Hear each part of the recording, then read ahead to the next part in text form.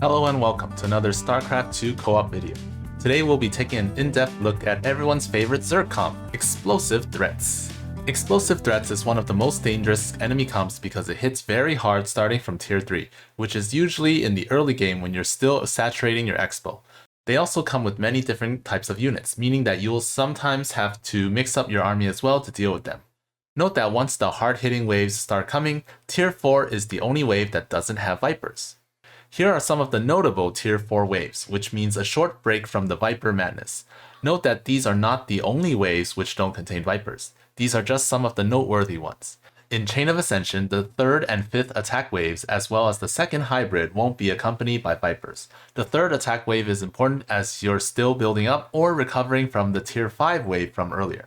For Vermilion Problem, there are no tier 4 waves except the Crystal Guards for the 9th Crystal spawns.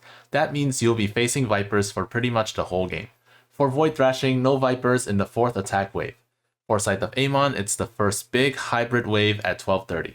For Temple of the Past, the Northwest double wave won't come with Vipers at 10 and 11 minutes. For Pattern B, it's still the Northwest wave at 10 minutes and the entire 11-minute wave. For Missed Opportunities, the last Escort wave of the second set is usually strong, but this one won't have Vipers. The 15:30 hybrid wave will also be Viper free, so that's nice. The first wave with Big Hybrid won't have Vipers on Void Launch. The 11-minute wave on Rifts to Core Hall won't have Vipers. This is important because you might be using air units to snipe the second set of shards at around this time. For OE, the 3rd train and the subsequent attack wave won't have Vipers. For Lock and Load, the 17-minute wave won't have Vipers. This wave usually passes by the left natural, so not having to fight Vipers there is good, or maybe not so good if you have static defense there. The 3rd attack wave in Mal Warfare, the 14-minute wave in Part and Parcel, and the 15 and 18-minute waves in Cradle of Death won't have Vipers. Nothing noteworthy for Dead of Night or Minor Evacuation. The strength of this comp is, of course, Vipers. Some maps have Vipers in the encampments, and those are already annoying enough. This comp adds them to the attack waves. Banelings and Scourge deals lots of AoE and burst damage, making your army evaporate in seconds. You might be surprised to learn that this comp does have some weaknesses. The first one is that the Aberration only has 275 HP, which is less than Immortals, Colossi, Thors, and most capital ships. The other weakness is that Tier 2 is not very strong, even compared to other Tier 2 waves. And Banelings are ground units as well, so you can hold off on the anti-air for just a bit longer. Let's take a look at the Viper. It has 150 HP, so Kerrigan can one-shot it if she puts at least 15 points in Immobilization Wave. Against this comp, you should max out Immobilization Wave to deal with the Swarm hosts as well. Its first skill is Parasitic Bomb. It deals AoE to air units. Note that it only does 90 damage, so it doesn't actually kill many units. However, when there are multiple Vipers, your stuff will die. Also, a single Viper might consume a unit and cast another one, since its cooldown is 0. To deal with this, send 1 to 2 air units in first to take the hits, then charge the Viper. Alternatively, don't use air units at all. Just because you don't use air units doesn't mean you're completely safe though. Vipers cast Disabling Cloud when there are 5 or more enemies, and they may cast this spell multiple times, so you may have to back up and let them move towards you. You can move forward first to bait out this ability, then move back. Its last skill is Abduct. Nobody likes losing control of their units, while Vipers like to yoink massive units as well as siege tanks. To counter this, don't use massive units. Alternatively, you can use cooldowns to mitigate the effects. For example, Raynor can use Hyperion to snipe Vipers, and Artanis can use Shield Overcharge so Tempests don't die instantly after getting pulled. Who likes fighting this comp? Nobody. Every commander would prefer to fight something else. If you choose this with AI choice, you're looking for a challenge. So then, who doesn't mind fighting this comp? Well, Kerrigan can use one ability to take out everything except the Aberrations, which can be taken out with a few subsequent jumps or slides. Swan's Factory Fleet doesn't really care about Vipers, Banelings, and Scourge. Tychus doesn't use air units, and he can use one grenade to take out most of the wave.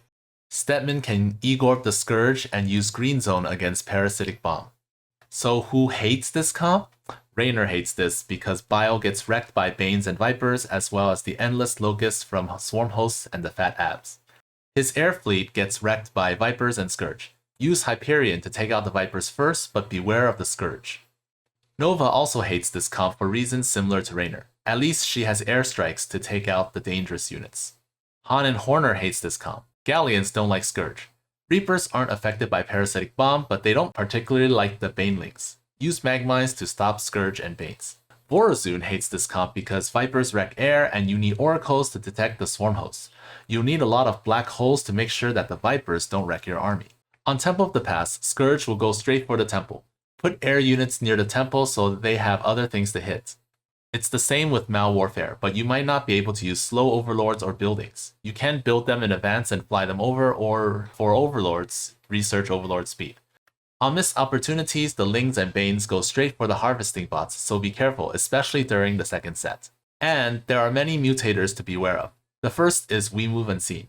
Scourge and Vipers will take out your detectors, so you'll need more than one, and you should make other air units so that they have other things to hit. But Vipers and Scourge wreck air. It's a real conundrum. If possible, fight near static defense. Avenger is scary because Zerglings and Aberrations are both melee units, and the Lings will most likely go down before the Abs, making the Abs huge. Barrier is dangerous because there are so many units with each wave and each one has an extra 100 HP. Locusts get barriers too. Hardened Will is dangerous because the Swarm hosts hang out in the back burrowed and produce more units that help heroic units retain their Hardened Will. Use AoE or attack from more than one angle if possible. Aggressive deployment is scary because Banes and Scourge will drop onto your army. Keep moving so that this is less likely to happen. And perhaps a surprise here, transmutation is actually not that dangerous because Banes and Scourge don't transmutate. Lings and Mutas aren't threatening. Vipers and Abs are low tier, so if they transmutate, they'll just transmutate into something really weak. Something like a tier 2 or tier 3 units. Swarm hosts themselves don't transmutate. Their Locusts will, so you should still take them out as soon as possible. And that's it for this lesson. Like and subscribe if you learned something new. Share your experiences against this comp in the comments below. Thanks to all the members who are supporting me. If you would like to support me too, check out the link in the description below. And while you're here, why don't you check out this video on Classic Infantry, the easiest Terran comp. See you there!